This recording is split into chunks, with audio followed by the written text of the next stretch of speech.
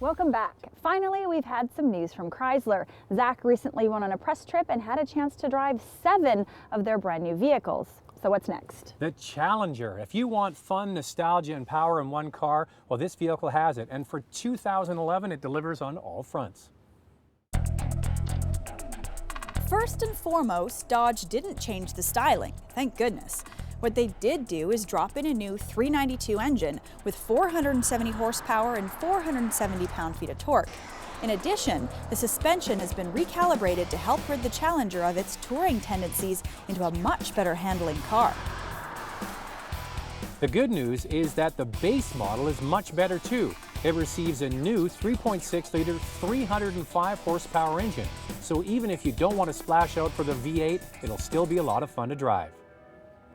Well, I gotta say, that Challenger is my favorite looking pony car. Yeah, it looks stunning. You know, when we were at the launch, I was standing next to this fellow. I started talking to him about it, and then I found out he's like the head guy for the whole Challenger project. And I said, 392, you're using the old cubic inches. And he said, well, we have all of these guys that are working on this car who are real muscle car enthusiasts, and somebody figured out that the 6.4-liter engine worked out to 392 cubic inches. So that's why it's got the retro designation on it.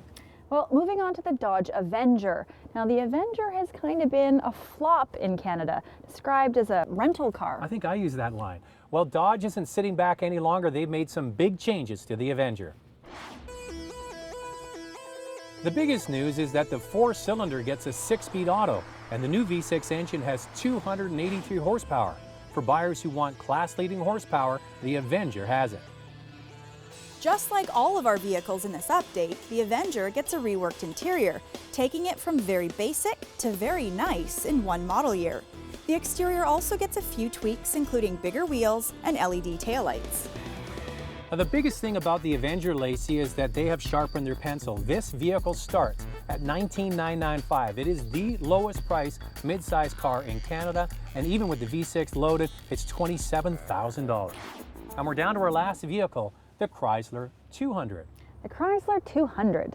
What is in a name? Well, Chrysler must have thought that the Sebring had too much baggage attached to it because they've dropped it and are now calling their mid-size sedan the 200.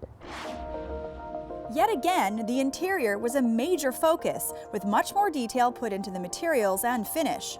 I take pride in my team's obsession to detail and how they didn't leave any stone unturned. So sometimes, yes, if you leather wrap things, if you make them soft, they'll feel good.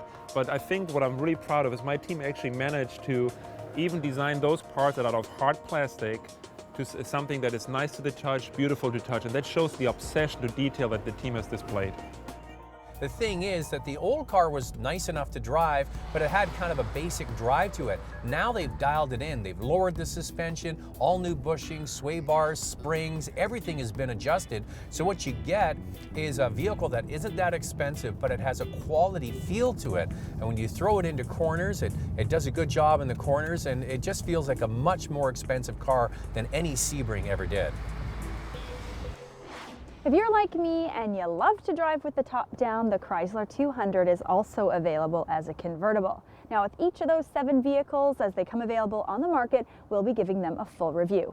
Zach, do you have any closing thoughts? Well, I do have a closing thought. It was like I was just driving across the Golden Gate Bridge yesterday. As we come across the Golden Gate Bridge coming into San Francisco towards the end of our trip, having a chance to drive all of the new Dodge and Chrysler products, it really is encouraging to see what we first saw with the Jeep and the Grand Cherokee. They've done so much to the interiors. That new 3.6-liter Pentastar engine that they have across their entire line of vehicles is so much better, and they're just hopefully going to continue on this trend of producing vehicles that are as good as anybody else in the business, and in some ways better.